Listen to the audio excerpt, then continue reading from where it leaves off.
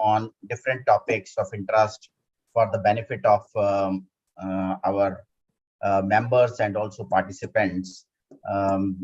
Every time we have been talking about new topic and disseminating the knowledge and experience which the expert speakers enrich us through their sessions. Today's topic is to my mind, it's an evergreen topic actually. HR is the backbone of the any organization, which people say. In fact, an hour back, I have attended another session which was on HR in sustainability, which is a in thing today. So now this session today is on HR professionals, the essence and scope in the post-pandemic. Because post-pandemic, as they say, that people have become more conscious of their lifestyle, of where they are and where their offices, how they work. So there are a lot of changes in the approach in the HR function which has come. And to enlighten us today for this, we have none other than Captain Amit Sanyal. Captain Amit Sanyal, sir, welcome you to the session, and I take this privilege to introduce Captain Amit Sanyal to the group. He has been a senior Indian Navy officer who recently retired after 35 years of enriching experience and service to the nation. He has been a geostrategic thinker and theater-level leader of multi-locational, multicultural workforce with the ability to scale up operational capabilities. He has represented national interest in US and Southeast Asia with his varied experience. Captain Sanyal ensured operational facilities meet total compliance and regulatory standards. He ensured 100% serviceability of Indian Navy's assets and uninterrupted supplies to augment mission criticality, operational readiness, and organizational excellence during pandemic. Captain Sanyal is skilled in crisis management with top-tier capabilities at mitigating risks and diffusing crisis for all stakeholders. Current skills at crisis communication. He is proficient in at all end-to-end functions related to social welfare involving 2,000 plus NCC cadets achieving high results. Captain Sanyal excelled in liaison with and relationship management, coordinated with government agencies, regulatory bodies, and ministries in India and abroad. And he has formulated SOPs and implemented stringent systems and measures to establish and maintain high standards and protect the high-level value assets of the nation. Captain Sanyal was the chief staff officer to naval officer in charge of Maharashtra and Andhra Pradesh. And at this position, he was responsible for all aspects of security and welfare of two states and managed over 40 ships and patrol crafts for security of Mumbai High. Captain Sanyal has been associated with warships overseeing Team Mumbai for project overseeing of operational aspects of 5 warships under construction at Mazgaon Dock. He was responsible for commissioning as a project leader for India's first integrated underwater harbor defense and surveillance system. Captain Sanyal is currently training military aspirants to clear SSB, one of the most structured, comprehensive 5-day selection process in the country. He has set up the world-class CSD canteen at NDA Khadakwasla and increased the top line from 8 crore to 18 crore during his last tenure in service. Captain Sanyal is also taking motivational lectures and awareness programs on armed forces in schools and colleges in Mumbai. Sir, we welcome you to the program, and we are amazed with the kind of versatile work which you have done. We look forward to a very enriching session from you, and all is yours, sir. Thank you so much, Rajeshji. It was a great honor that I was invited. Thanks to Kavita ma'am. Thank you, Kavita ma'am. And a good coordination by Lakshmi ji. Thank you, Lakshmi ji. So without further ado, I'll just go on to my screen. Lakshmi, I hope you have shared the, Yes, sir, I have given a right to sir. activated. Yeah.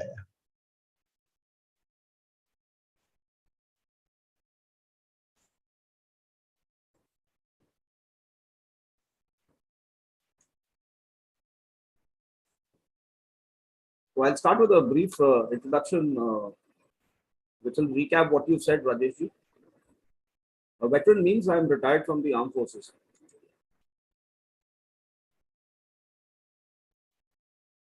I represented the country in the United States Naval War College at Newport, Rhode Island, when America was grappling with the effects of 9/11, and we had a competition with 26 nations in their newly formed Department of Homeland Security, where our team came first in designing a war game for the defense of Boston Harbor.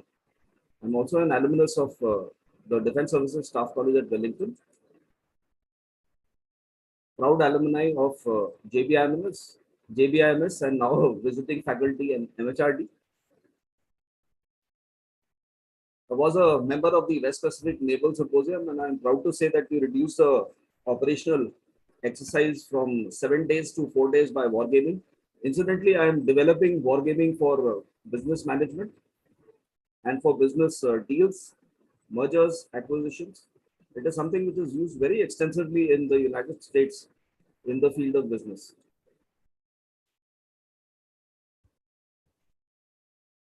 This is again of national interest. The Indian Naval Ocean Symposium aims to unite countries which are littoral of the Indian Ocean and seek cooperation in the naval activities, namely HADR, that is human aid and disaster relief. Participated in the World Military Games as a core committee member. I've done my PG diploma in digital and cyber forensics, including mobile forensics and related laws. I've done a lot of research in human resources with focus on leadership and behavioral studies. I've had extensive training experience both with Indian and overseas students.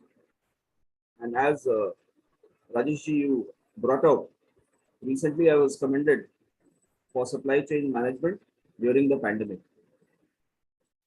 So going on to first the essence, we'll see what is the Webster Dictionary definition. I've blackened out most of the parts, but the essence is it is the most significant person and one who possesses or exhibits a quality in abundance.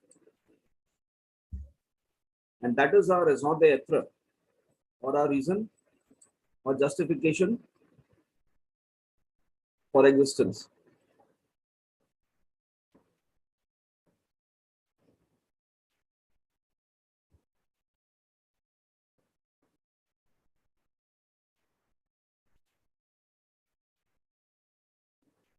Sorry, there was a slight glitch, and just go.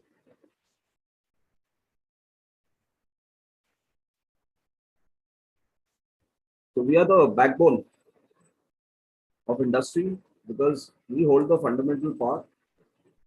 We are the guys who drives the company to achieve objectives. HR brings machines to power, and it creates alternate methods of operation to take the company to the top. It's a key that holds all functions together. So what is the scope? Again, coming to the Webster Dictionary definition, it's a space of opportunity for unhampered motion, activity, or thought, and extent of treatment, activity, or influence.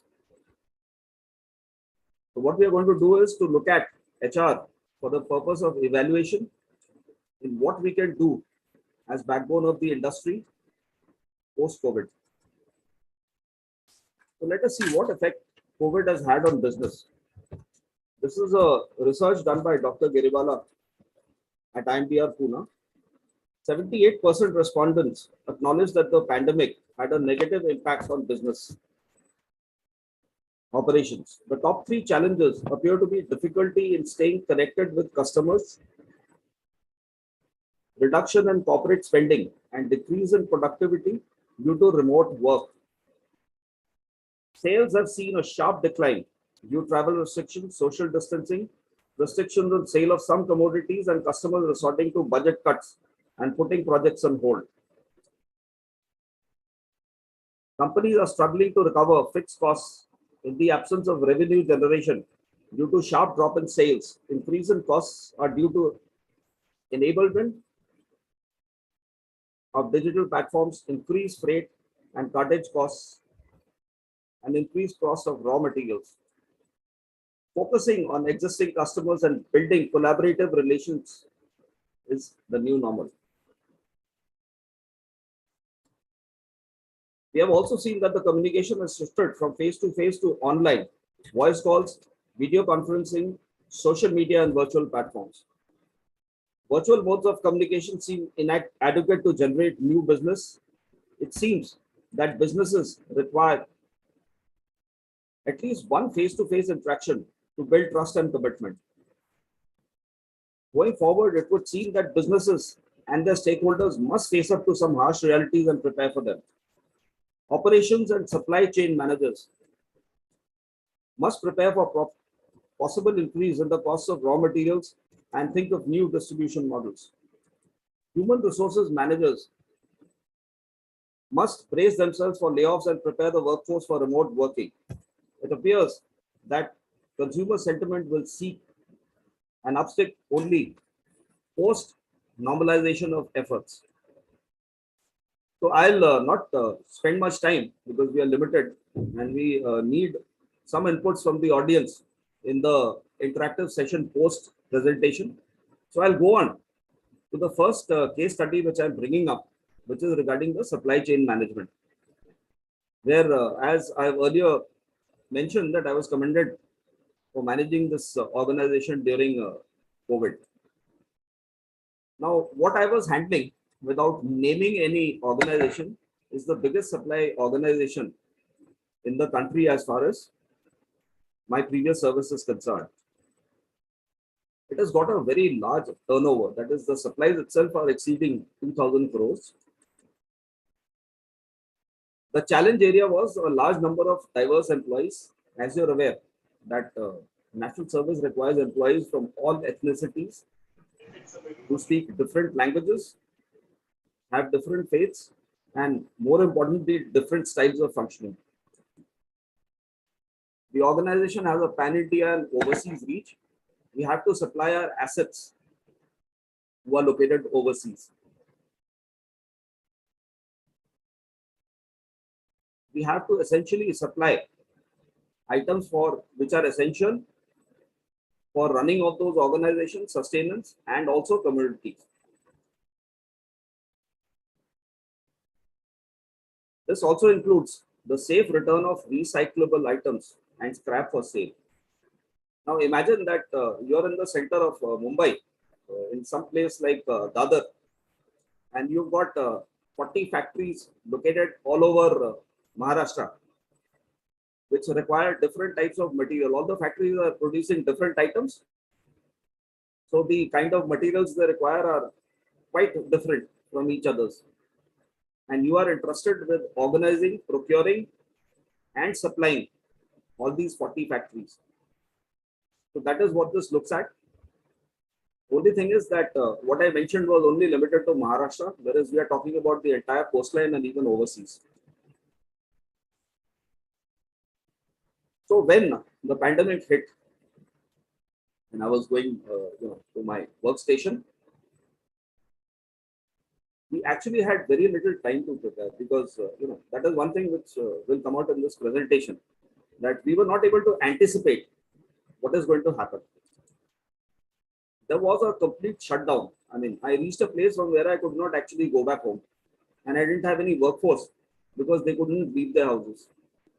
I was staying close by, so I was able to reach. They could not.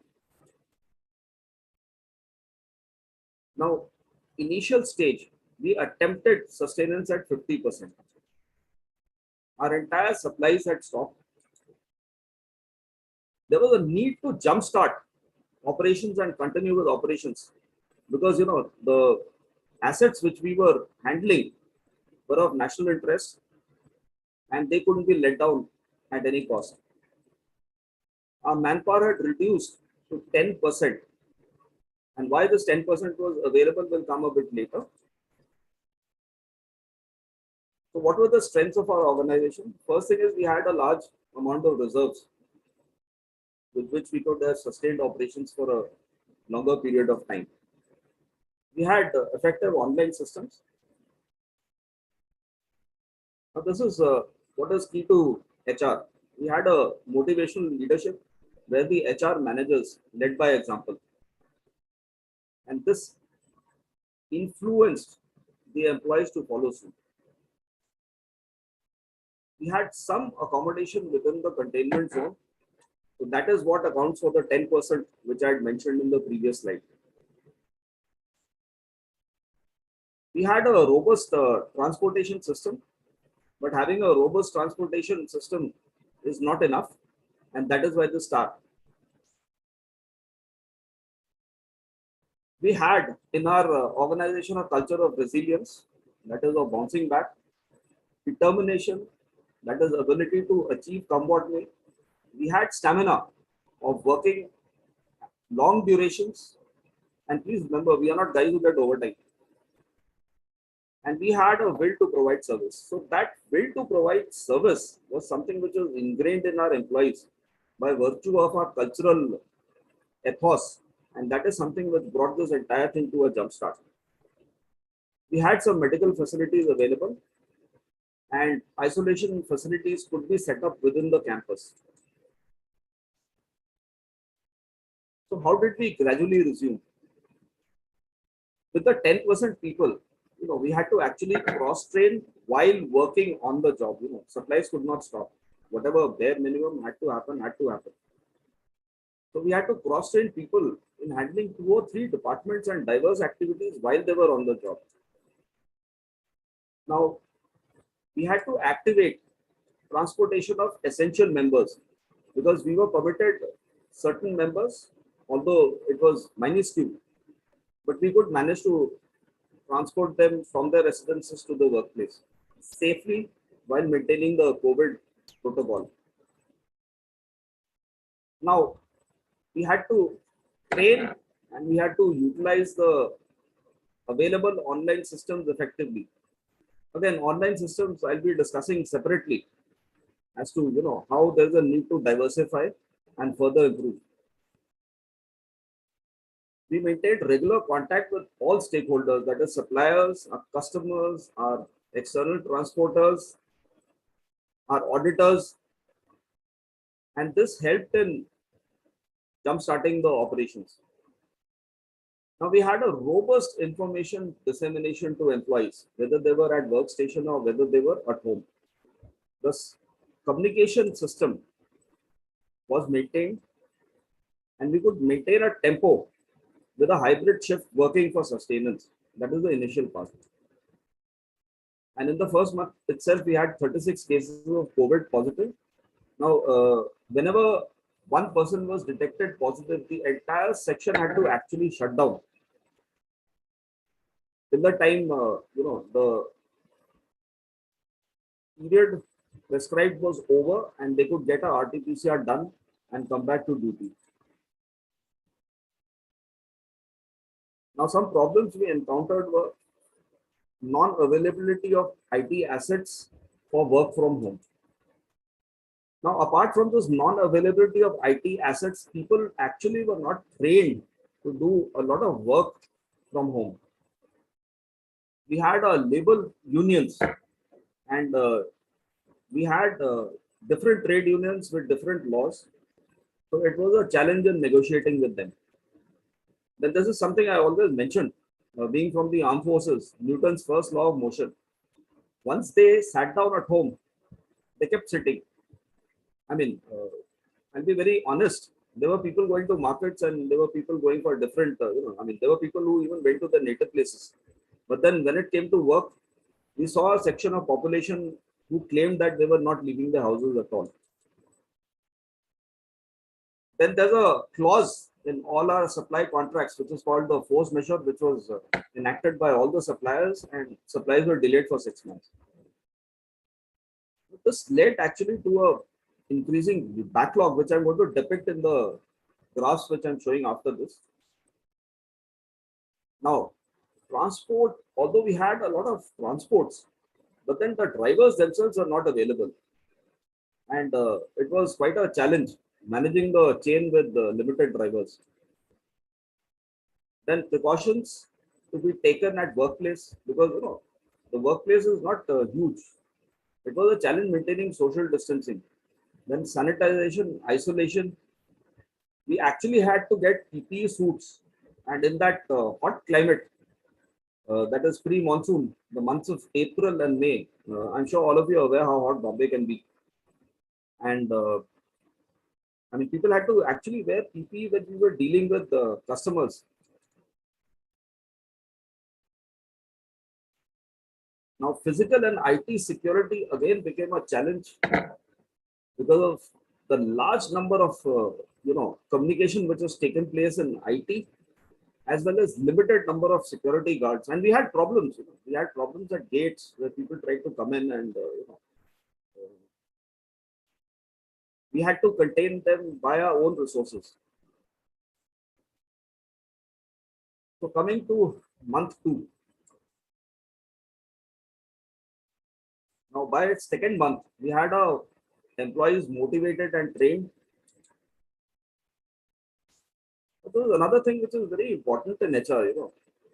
When you look after employee welfare, the employees, by word of mouth, they inform the other employees, which actually encourages them to return to work. Now, cross-training actually led to multitasking, and we were able to find out later on that certain people who were doing the jobs which were currently assigned were better suited for other tasks, and sometimes even much higher level tasks.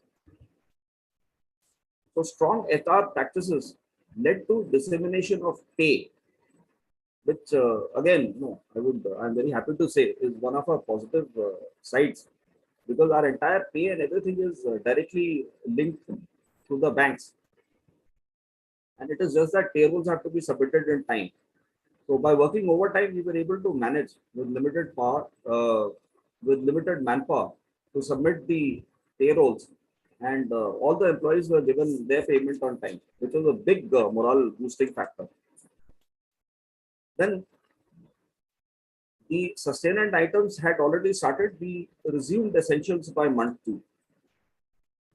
And then the negotiations with unions paid off, and 30% staff returned on shift basis. Initially, we started with 2 days a week, and then gradually, we moved on to 3 days a week. But all these were baby steps.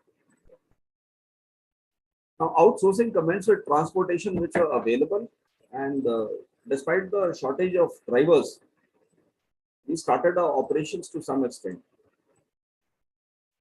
By this time, we had 90 cases of COVID positive. Coming to month 3, 50% employees were again available on shift basis. By now, it was every alternate day. 100% drivers were available. This was a very positive thing. 30% of our suppliers were activated.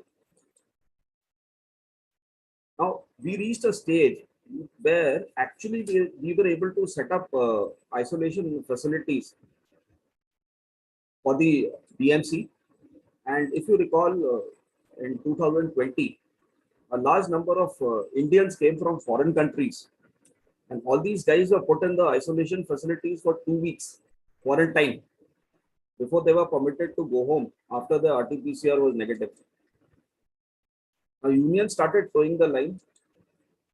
Individual departments functioned at about 100% efficiency. Complete supplies resumed. And then at this stage, we started survey of recyclable items. Now, I want to explain that, till the time you survey an item, you cannot get a new item, because getting a new item is always preceded by survey of an old item. So survey is very important because you can't have defective items on board. So this is the graph, as you can see. The supplies of essential sustained and commodities showed a sharp dip in the month of March, gradually picked up in April.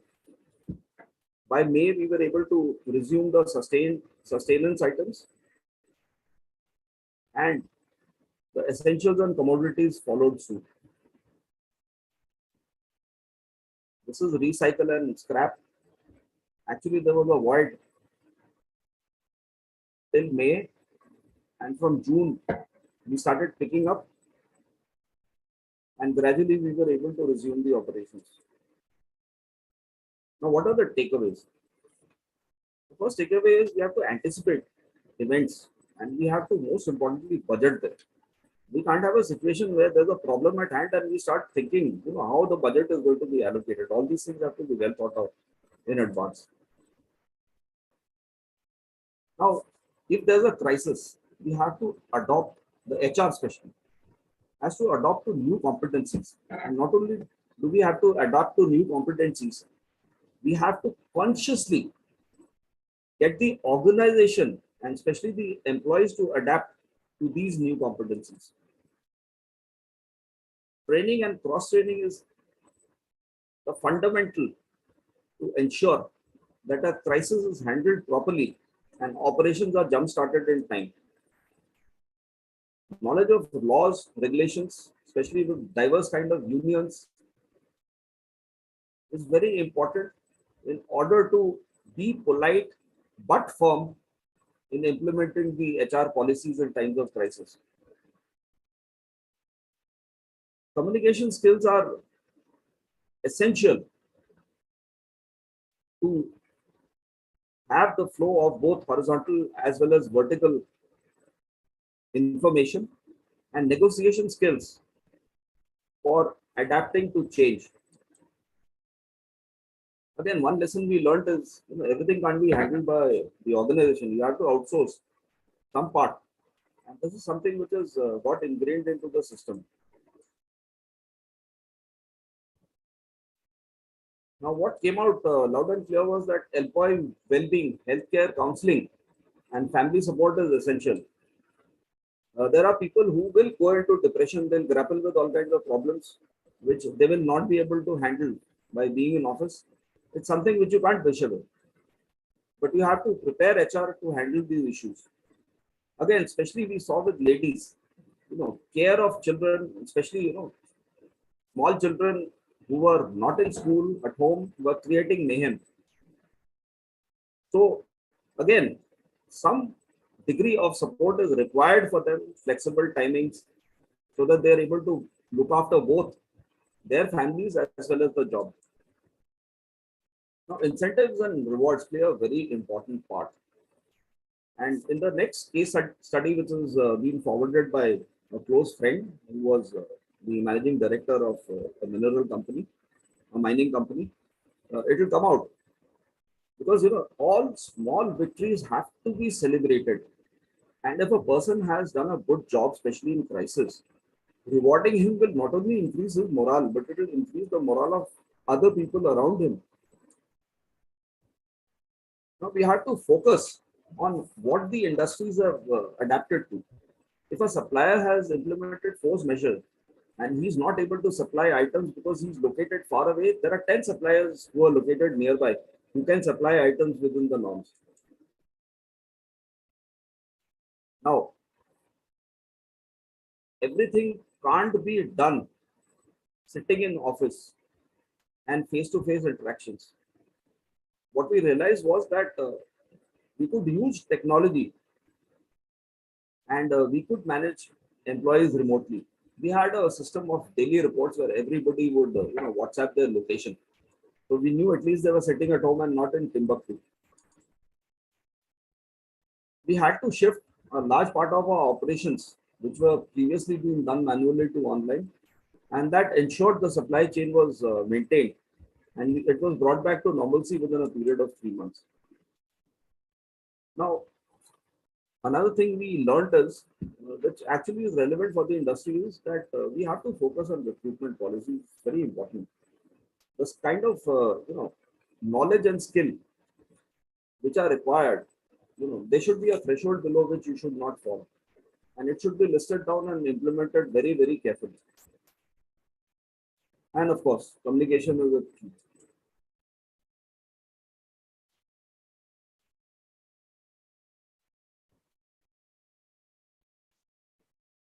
So this is the second case study. This is, of course, been forwarded by a friend of mine who was also a visiting faculty at JBIMS a while back. He's the managing director of a mining company. So now mining operations. There's something called open cast mining, which the company is involved with. It is seasonal, with mining only from December to early June. Why? Because rainwater gets collected post monsoon, and the months of December and Jan go and dewatering the mine completely using pumps. Otherwise, mining cannot take place. February usually goes in developing the mining pits, making benches and internal roads and other maintenance activities. So during peak COVID, mining operations cannot be done remotely or online.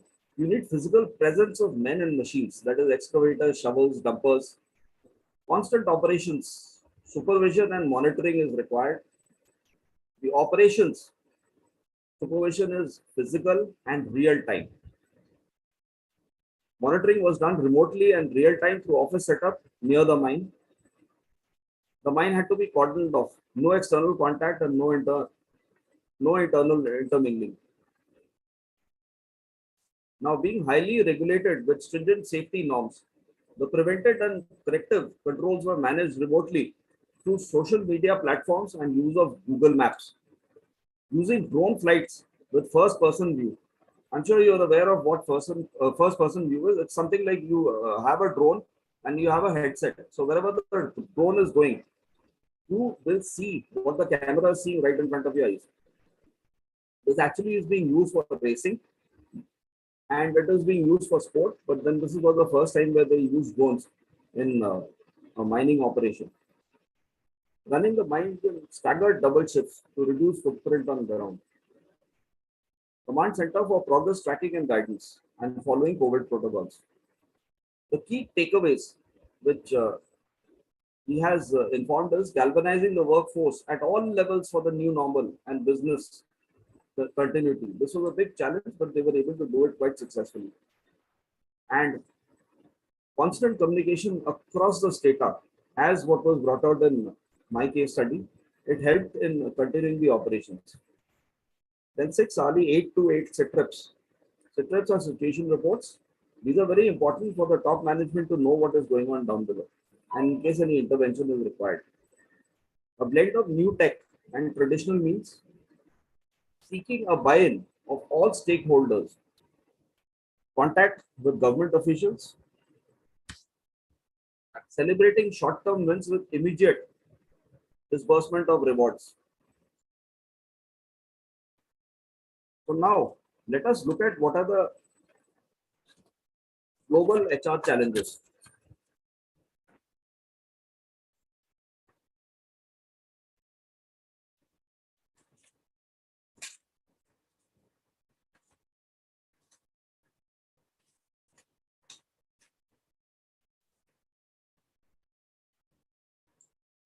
Now, one of the challenges is prioritize, diversify, and inclusion initiatives.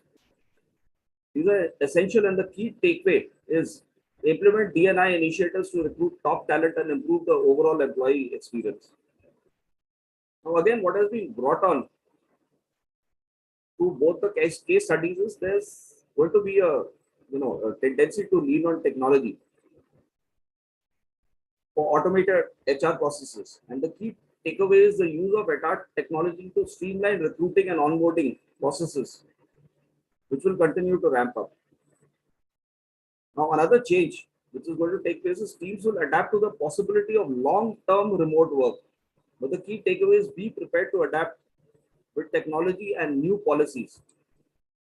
The guideline is that the operations must continue come what may. Another important asset is maintain company culture and employee engagement. Again, this is something which is being brought out through both our presentations. And the key takeaway is that you need to work to keep your remote workers engaged through vision alignment, virtual meetings, clear communication, and employee surveys, so that the dissemination of information and feedback system is maintained clearly. Focus on employees' well-being. A key to ensuring that employees are kept motivated during the crisis. The key takeaway being there will be an additional importance placed on communicating with your team about how you can best support their health and wellness.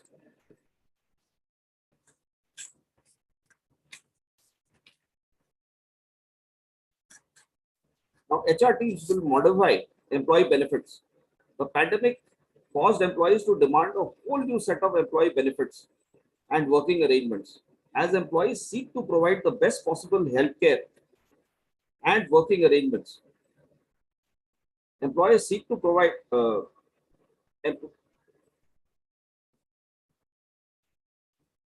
as the employers seek to provide the best possible healthcare and working arrangements, they should keep their employees' new needs in mind. For example, perks like free lunches and commuter benefits have become irrelevant, while employees are starting to prioritize other benefits like healthcare and wellness programs.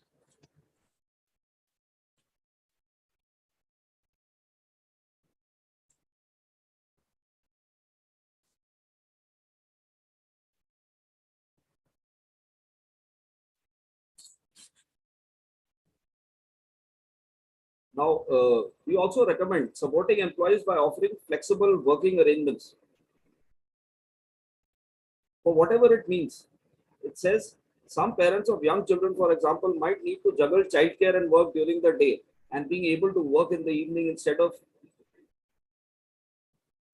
working in the daytime. It could be less stressful. A key point is that everyone has their own unique circumstances, and you've got to open to those conversations, taken and listen, and direct operations accordingly. Employees will face COVID-19 specific paid leave and accommodations. As the coronavirus surge increased, many employees were likely to continue to request time off for quarantine and isolate. Though it was not recognized as a disability, they have to, in our country, we had our rules very, very clear, and they had to be given 2 weeks off for isolation.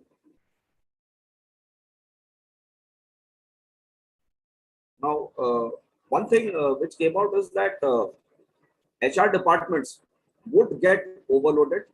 We had to adapt. I mean, it was something like you have to become a jack of all trades, actually. There are times when, as HR, managers, I would say, not just HR executives, as HR managers, you had to, juggle between sales, transportation. You had to become a welfare officer. It is all sort of functions all rolled into one. So now, while you're doing it, you have to pay close attention to compliance issues and modify your HR strategy.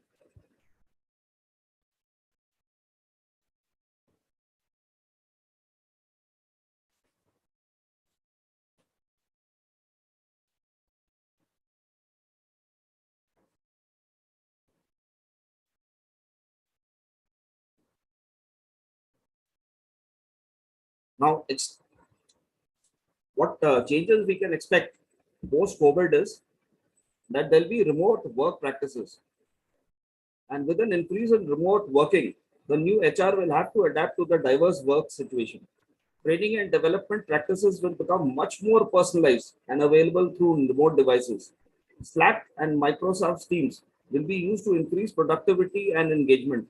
Remote work and HR tech will go hand in hand. Now, data and artificial intelligence. This is probably one of the biggest trends that will change and shape the future of HR. Despite concerns that artificial intelligence is going to replace humans, HR will largely benefit from this technology. Big data helps to increase the value and efficiency of CHROs. Also, HR chatbots are becoming a vital part of HR departments. They can analyze and organize people-centric data for seamless attendance management, payslip generation through conversational interfaces. Now, inclusive culture and gig economy. If you're not familiar with the term gig economy, here's what it means. The gig economy works on short-term contracts of freelancers as compared to long-term jobs. This is becoming increasingly rampant in every industry across the globe. Thus, HR will have to re-evaluate its current practices to form a more inclusive and diverse work culture. Coming to people analytics, global organizations are also now reorganizing the need to apply data to evaluate recruiting methods, identify gaps in skills, assess the demand and supply of talent. Now, a lot of organizations are focusing on predictive analysis, just like we did. HR no longer asks questions such as what happened and why it happened. HR is now shifting to answer questions like what will happen. That is, we have to get into this anticipation mode. We can't remain in the past or in the present. So people analytics, technology and consumer experience intelligence is going to be at the forefront to boost business and customer impact. Now, employee experience. It is no surprise that the future of HR does depend on employee and user experience. Conventional employee engagement tools will be reimagined to make the employee experience a competitive advantage. Moreover, large-scale implementation of employee experience platform is correlated to the organizational business outcomes. Coming to focus on cybersecurity, as I have done a PG diploma from Mumbai University, with this I can talk a bit. With an increase in use of data, cybersecurity will be one of the major challenges for future HR. And you can trust me on that. New cybersecurity and work from home policies will be formed to overcome issues such as data confidentiality and employee privacy. HR heads KPIs will also change as they will play more strategic roles when it comes to change management. Finally, I'll quote Anupal Banerjee, who's the Chief Human Resources Officer at Tata Technologies. Quote, having a secure remote infrastructure has never been more important. Companies with large remote workforce may open themselves to ransomware attacks. Large employers must set up strong cybersecurity practices soon. Unquote. Now, work from home leading to work from anywhere. Now, when we were working from home, or other employees were working from home, we didn't know actually whether they were in Mumbai or whether they were in Jaipur or Banaras. So we had a system in place, like I mentioned during my case study, that every day they had to give their location. They had to send their present location to their HR managers, who would, give it to the department heads, and a nominal role was maintained, and their pay and allowances were totally dependent on how many days they had worked from home. Absence of face time. Body language and our interpretation plays a big part in communication. So this is something which is very important, because even customers, they need a face-to-face interaction, and this is something you cannot just wish it away. You can, at the best, explain 30% of your product online, unless and until you're doing a virtual see-through a store. But even then, there is a lot of effect, as I learned in Bajaj, of body language. Verbal communication is only 30%. 70% is conveyed by how you interact with the customer.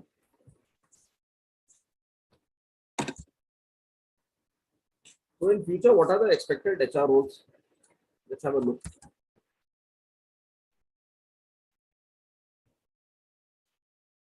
Now, HR Business Director, after COVID-19, there will be a major challenge on how to resume business practices.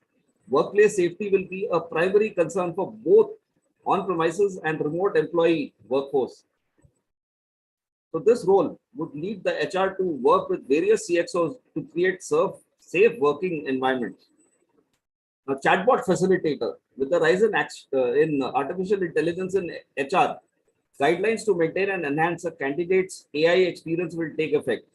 This role would be to facilitate a seamless employee chatbot experience.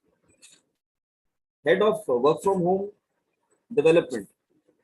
This culture set into motion several changes in organizational processes. A complete business transformation to remote workflow and HR operational automation was necessitated. Policies. Development of dedicated work from home policies was necessitated in our organization, and we had to modify all existing policies. Now coming to technology, embracing the latest HR tech was essential to continue with our operations. So it is an important job role as maintaining remote workers' motivation and satisfaction, which will be under the HR manager's purview. Now coming to HR data, coming to head of skill design. This role is crucial in continually developing skills for diverse workforce. And the focus will be on adding to existing skill sets as well as identifying new strategies to analyze future work requirements. Innovations in learning through gamification and measurement have never been more important. Specifically, sales, onboarding, and continual learning need to be dedicatedly focused on. Head of human machine integrations, a position that will act as a bridge between people and machines. Effectiveness and safeguarded collaborations must be emphasized to increase cooperation between the two entities. Coming to HR data director, big data has come to rule our lives in the past few years, and it will continue to do so. The way in which big data has become an integral part of our lives are in plentiful. Some are personalized marketing, predictive inventory ordering, real-time data monitoring, and protocols. HR needs to be more like marketing and personalized communication and policies to each employee cohort. And HR can learn more from marketing. Coming to employee experience developer, it has become clear to organization heads nowadays that employee experience cannot be overlooked. Employees are the first consumers of any company, and their experience must be on par with the consumer experience. Nowadays, what we noticed is that a lot of customers go to a company based on how the company treats their employees. And this is becoming, they're shifting loyalties from the previous brands to which they had become loyal to new brands which are more employee friendly. And I'm not saying just merely customer friendly, it is more employee friendly.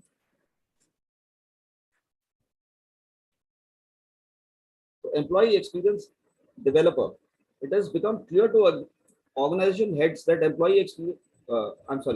finance manager. This is the support system in the face of rising unemployment. It will be up to HR to think about the future of growth. Additionally, outlining beneficial financial programs and packages will be of significance.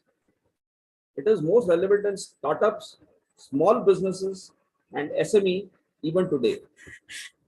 HR responsibilities would include running administration and payroll operations. Employee bias officer. Now, this position will arise out of the need for fairness and reducing bias against workers. The role will involve ensuring employees are treated well throughout their employee life cycle. Director of Purpose Planning. The responsibility of defining, conceptualizing, and explaining the organization's purpose will fall under this role. It will take into consideration the company's contribution to the society, client, and employees. Now, coming to head of workplace design, this position will be important as the industry will try to navigate on creating optimum working conditions on the premises. Factors such as employee engagement and work culture are direct collaborators and correlators of any workplace, which will gain more significance in the future. Now, there are some more roles which I'm not going to explain in too much of detail. I'll give my email ID at the end of the presentation so that further questions can be answered individually.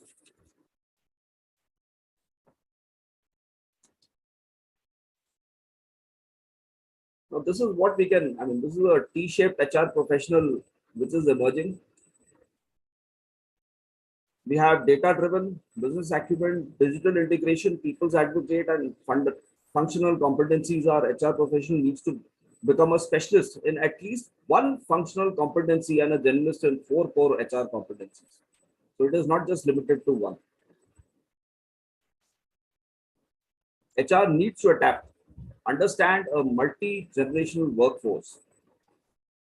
Now, again, we have to adapt to gig economy, which I've explained, focus on data-driven HR, adopt chatbots, and reskilling for continual performance. Now, I'll come to a few key elements to consider for the future. Now, we have to move from manual. Most of us have already done it. Again, now there'll be more reliance in future on apps. Stay awesome. What we mean by awesome is stay agile, work is wonderful, and engage. Connect through conversations. Again, conversations, especially online conversations, are becoming a key to future business. Here are some of my thoughts.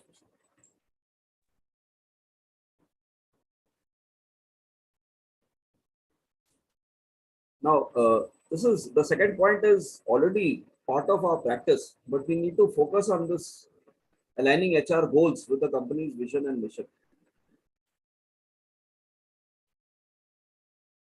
Prepare for the changing work methods and styles of a new and diverse workforce. Emphasize on creating modern benefits such as parental leaves, financial wellness, amongst others. Stay updated with changes in compliance and economic situations to ensure constructive compensation strategies. Now, there are some brands which pivoted to other businesses and they persisted. I'm not going to spend a lot of time in going through it. Now, the top resilient sectors during pandemic were the conglomerate, and especially the Tatas, banking, IT, telecom, healthcare, utilities, educare, and Jio came out as a very strong brand, and these are some lessons which we've learned from them: consideration, conversion, reputation, recommendation, word of mouth, innovation, customer service, and value for money. Now, I'm done with my presentation. I think I've overshot by about 4 minutes.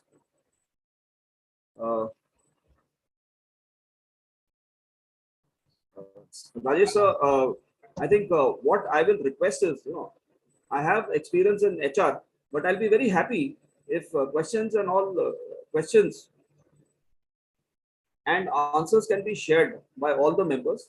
We would like views of everyone in this. Over to you, sir. Absolutely. So thank you very much, Captain Amit, for a very, very detailed and practical session. I will say your case studies were very detailed and a very systematic approach which you had taken up in that, and the kind of insights which the pandemic has made in the role of HR, which you said that some of the points like diversity, technology, and employee benefits, which you talked about. These are very, very apt. And we are all seeing our changes in our day-to-day life also. So thank you very much for a very, very detailed presentation. Now I will put the house open to the audience. If anybody has any question, you can raise your hands, or you can put it in chat box, and we will be taking it through Captain Sanyal. In the meantime, as we get captains up, I had one thought. Once we are now practically, we can say that though COVID is still happening and all those things are there, but still the markets have opened and the offices have opened. In that context, people working from home, and one of the things which was realized by many organizations is that online is okay, but the kind of impact and the kind of engagement which happens face to face, that is lacking in the work from home kind of thing or online meetings.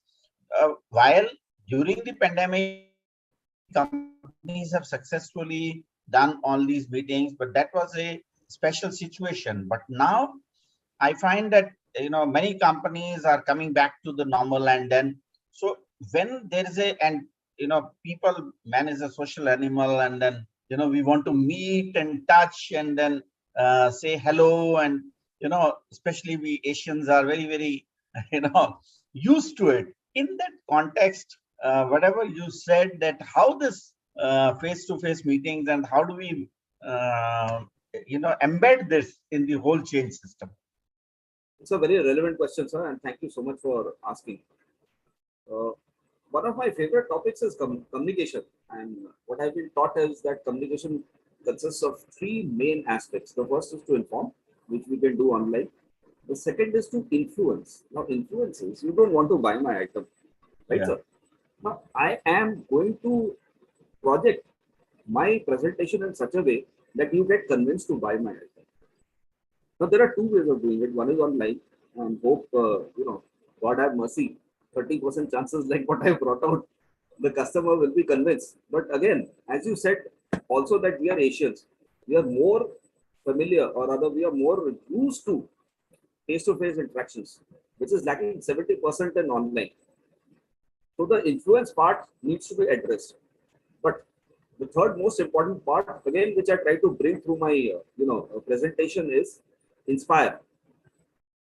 Now, inspire is, again, it is not just related to customers, it is related to your employees. It is that, I present it in such a way that I convince you to take the action which I want you to take by taking responsibility for it. Now, how it is done is that, the person who is the target audience, he does exactly what you want to do, but he thinks that he is doing it on his own account. And that requires a lot of motivation. Now, coming back to your question on face-to-face interactions. Sir, I'm very happy to say that while I'm taking training for the, what we call Gen Z, they are more on, their bots, apps, and they are a community which has been very resilient as far as COVID has been, COVID is concerned. But again, they don't form a large percentage of our population, maybe tomorrow, yes. So what we need to do is we need to use artificial intelligence and virtual reality, like, real-time photography, which again is happening. You have virtual stores. So that is something which, with which we can use technology and we can improve. I won't say that it will come back to 100%. It is going to take time. But unfortunately, sir, that is the reality. Now, I've got a few slides which I wanted to show you. If we think that the pandemic is over, we are sadly mistaken. We are into our third wave now. And these are, the sort of comparisons which I've done between the third wave and the second wave. although the requirement of hospitalization is 23 to 25%, it is that much, sir. It is not less than that. There will be a requirement for people with COVID to get hospitalized. And this is going to hit unemployment again, especially it is going to affect the poor households. Weaker consumer demands will hit industry. Loan defaults will be on the rise, and rural India will be hit hard. So, to answer your question in short, it's a reality, whether we like it or not. In tomorrow's business, we will not, get many opportunities to have face-to-face interactions. And as we are aware with the climatic changes which are taking place, which is leading to a lot of, sort of not only diseases, which is leading to a lot of situations where what we can see the business tomorrow will be working mostly from remote. So, the relevance to HR is HR will have to adopt or rather adapt to this remote way of working. I hope, sir, to an extent that answers your question, although I don't have a ready answer. No, I absolutely agree with that, because what everybody is doing is the hybrid kind of working environment people are moving into, and and you rightly said that COVID is not going to go away. It is going to stay, because it's a virus in the environment, and we are slowly now learning to live with it, and keep on working. We have monkeypox coming up, sir. We have monkeypox. Tomorrow we'll have some ape pox. Now we have monkeypox. Tomorrow probably we'll have some dinosaur pox. You don't know what is going to happen, sir. The only thing is, what I'll recommend is that we anticipate. Now we have gone through it. We should anticipate and we should prepare our policies and procedures to meet those situations instead of sitting back and wondering what the hell is going on. Yes. So I appreciate if there is any question. If not, then I think we can. I think the way you have explained is very, very lucid, and we will be putting our presentation on the YouTube as well. So I thank you very much, Captain Saab, for a very detailed presentation once again. I thank our past president, Kavita Lagateji. I also saw Indrapalji and Indrajit Ghosh, who has been our executive member, our very active member, Pushpa Shahi. And I also thank at the back end, our office staff, BMS staff, which has been coordinating and makes every session a very, very robust, and also putting everything, all the pieces together to make it a success. So thank you very much, Captain. Thank you so much, sir. It was a pleasure. Thank you.